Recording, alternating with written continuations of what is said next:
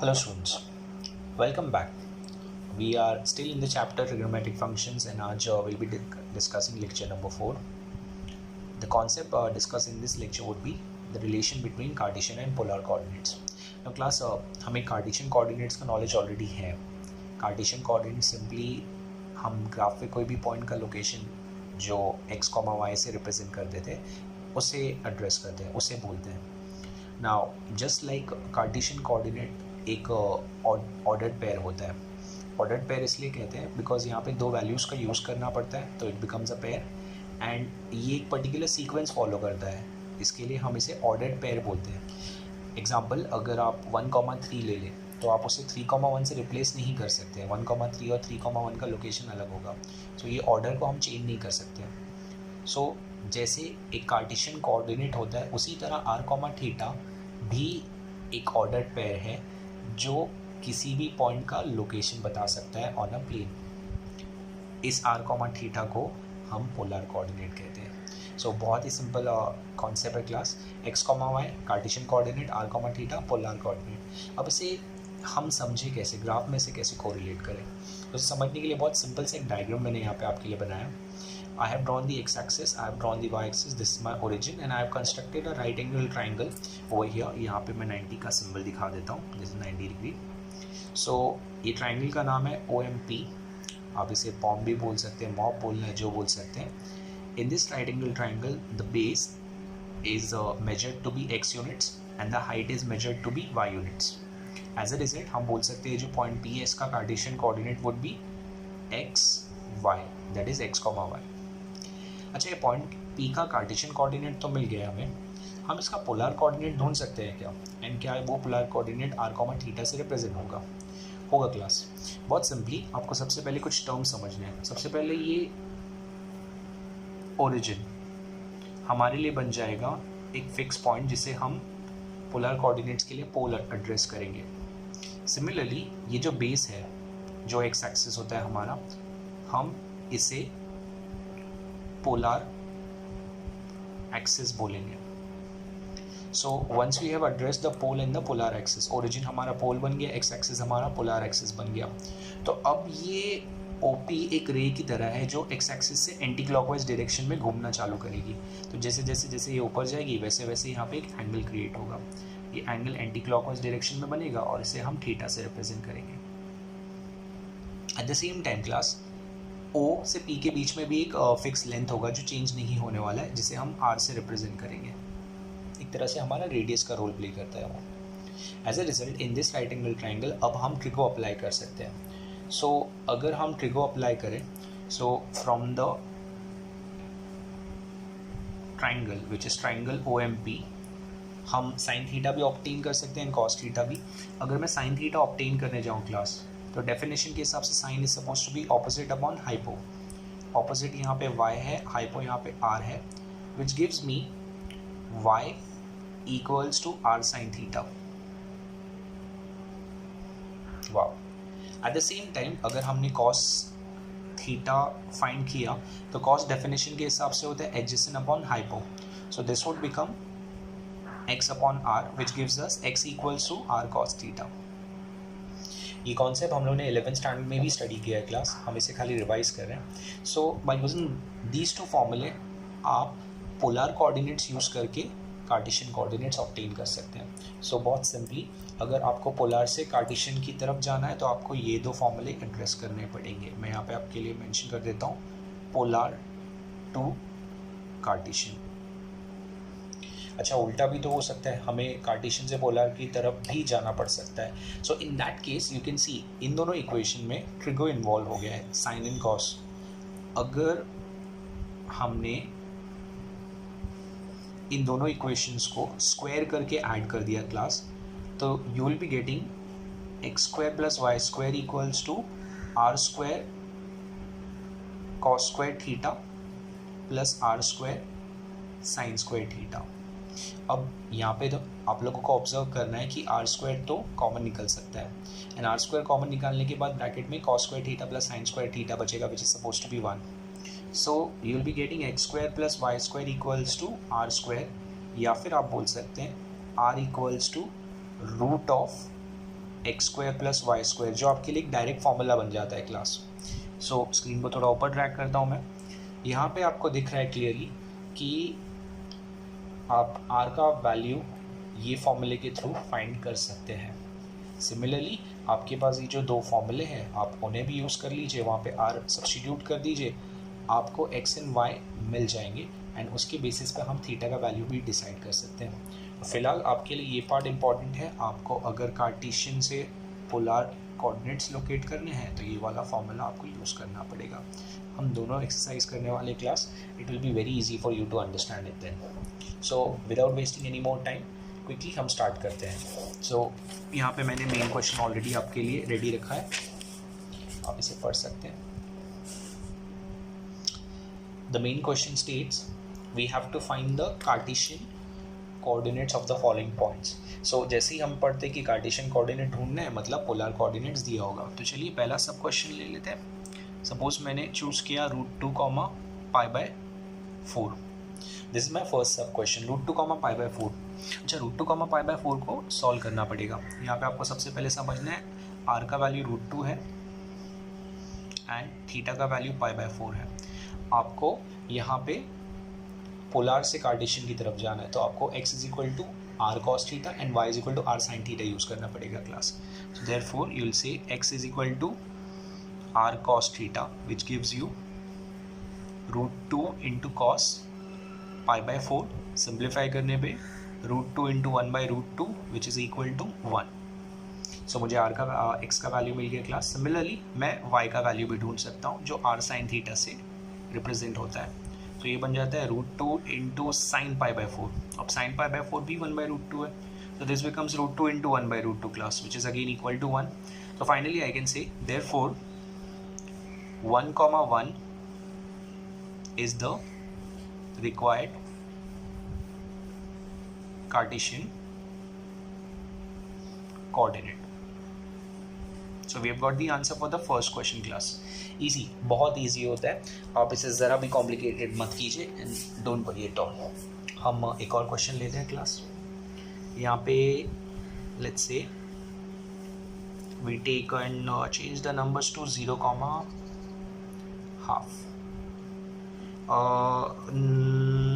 π/2 लेना चाहिए in fact, because हम यहाँ पे पोलर फॉर्म में से एक्सप्रेस कर रहे हैं।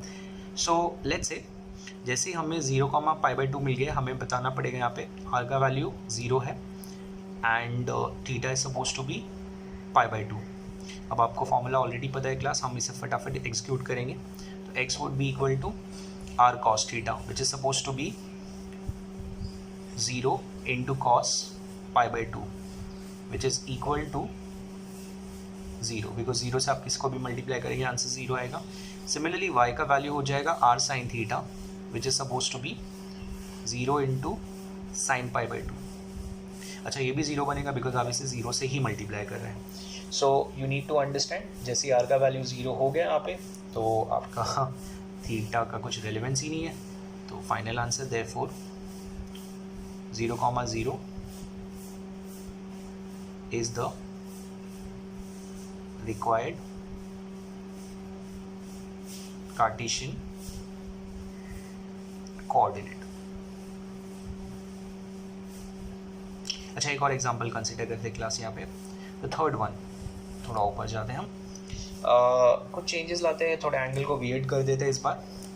सो I will be writing this as 1/2, 7 π/3। So first thing first, यहाँ पे आर का वैल्यू हमें मिल गया और थीटा का वैल्यू भी मिल गया है। फॉर्मूला भी पता है हमें क्लास, फॉर्मूला फटाफट लिख देते हैं। x is equal to r cos theta which would become half times of cos 7 π/3। This is equal to half into. So class आप अलाइड एंगल्स का फॉर्मूला यहाँ पे यूज़ कर सकते हैं, no worries and no problem at all. आप use करेंगे तो you will find out that cos 7 π/3 calculation करने के बाद आपको हाफ ही आने वाला है, बिकॉज आप कैलकुलेशन कर सकते हैं। यहाँ पे मैं आपके लिए छोटा सा बबल क्रिएट कर देता हूँ यहाँ पे। You can understand cos 7 π/3 can be written as cos 6 π plus pi by 3 which becomes cos, इनको स्प्लिट करेंगे 2 pi plus pi by 3 common denominator के साथ, एंड हमें पता है कि cos N pi plus theta as per this angle ये first quadrant में जाता है, तो ये कॉस पाई बाय 3 के बराबर ही आएगा। तो ये अलाइड एंगल्स के थ्रू आप आइडेंटिफाई कर सकते हैं। सो कॉस पाई बाय 3 का वैल्यू हमें रूट हाफ ही मिलेगा। एज अ रिजल्ट मेरा फाइनल वैल्यू 1/4 आता है। अब सिमिलरली हमें y का भी आंसर निकालना पड़ेगा क्लास। तो y का answer would be half into sine pi by 3, just like cos pi by 3 हमारा हाफ आया था, वैसे ही यहाँ पे sine pi by 3 final value होगा, तो हाफ इंटू √3/2 होगा। आप ये खुद से वेरीफाई कर सकते हैं क्लास। सो सॉल्व करने पे ये बनता है √3/4। So I can write the final answer now. Therefore 1/4 comma √3/4 is the required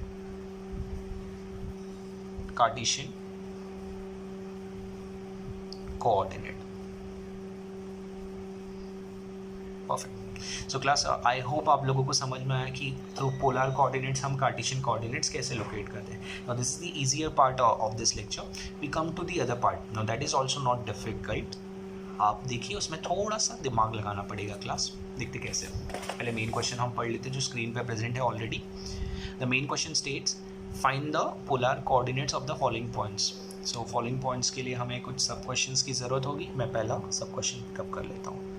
√2, suppose √2 ही ले लेते हैं। सो √2, लेने के बाद हमें सबसे पहले यहाँ पे एड्रेस करना पड़ेगा क्लास। हमारे पास x का वैल्यू √2 है और y का भी वैल्यू √2 है। अब सबसे पहले r कैलकुलेट करना है आपको। तो r is suppose to be √(x² + y² which is going to become 2 + 2, √2 का स्क्वायर 2 होता है, and this becomes √4 which is equal to 2। So हमें r का वैल्यू मिल गया क्लास। अब थीटा का वैल्यू चाहिए खाली।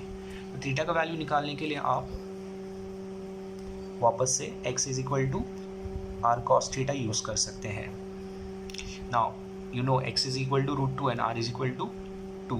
So you will be writing therefore √2 equals to 2 cos theta, which gives you 1/√2 equals to cos theta.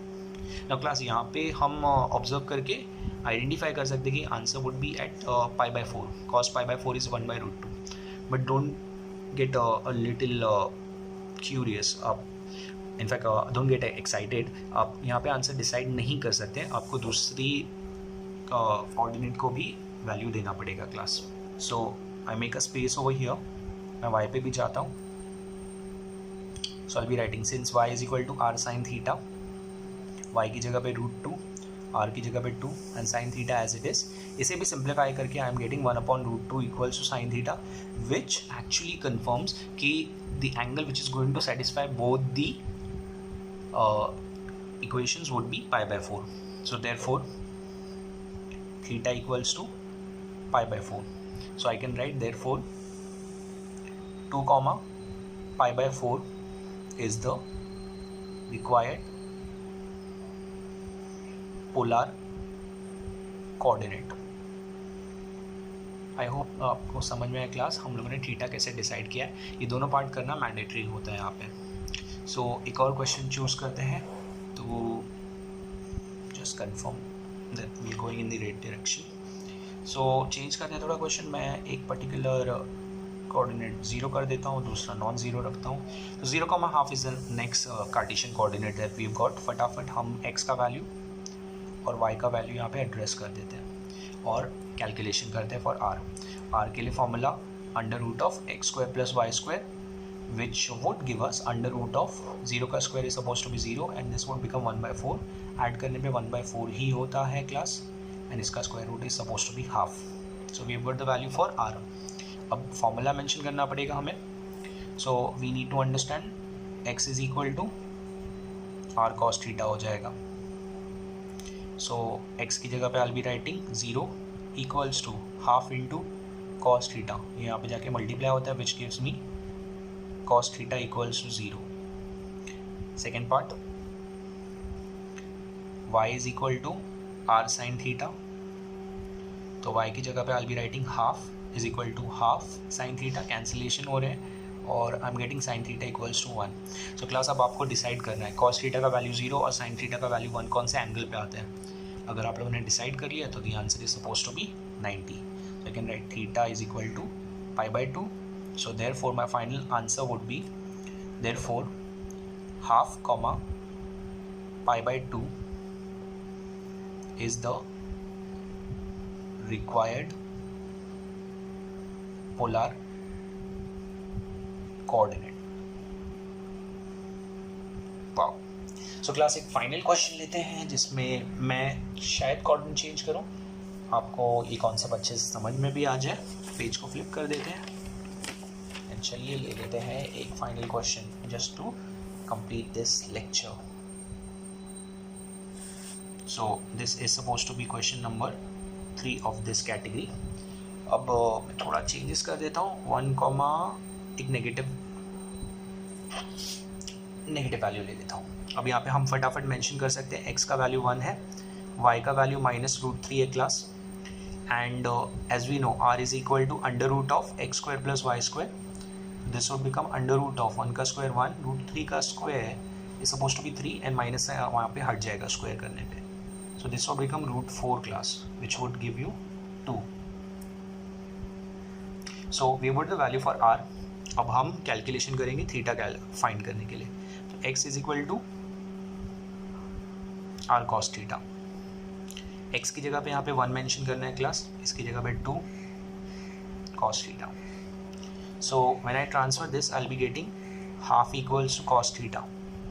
अब हाफ हमें 60 डिग्री पे मिलता है which is π/3, but there are many other angles as well. So now you will understand कि हम लोग यहाँ पे जजमेंटल क्यों नहीं होते, why don't we actually write the answer. So the other part would be y is equal to r sin theta, which gives us y की जगह पे -√3 is equal to 2 sin theta, और यहाँ पे ट्रांसफर करने पे ये बनता है -√3/2 is equal to sin theta. So class very important observation, यहाँ पे देखिए ये π/3 पे आ जाएगा, but this is not π/3, this is something different. So आपको ये समझ में आना चाहिए कि यहाँ पे x पॉजिटिव है एंड y नेगेटिव है। आप यहाँ पे भी डिसाइड कर सकते थे that the answer will lie in the 4th quadrant, and same thing would be observed over here. So अगर आंसर 4th क्वाड्रेंट में है तो हमें आंसर 2π - थीटा से मिलने वाला है। So we can be very sure ये π/3 है, ये भी π/3 है, but since it lies in the 4th quadrant, so I write theta is equal to 2π - π/3, और सॉल्व करने पे ये 5π/3 आता है क्लास। आप इसे वेरीफाई भी कर सकते हैं, आप इसे रीसब्स्टिट्यूट करके भी चेक कर सकते हैं। सो आई राइट देयरफॉर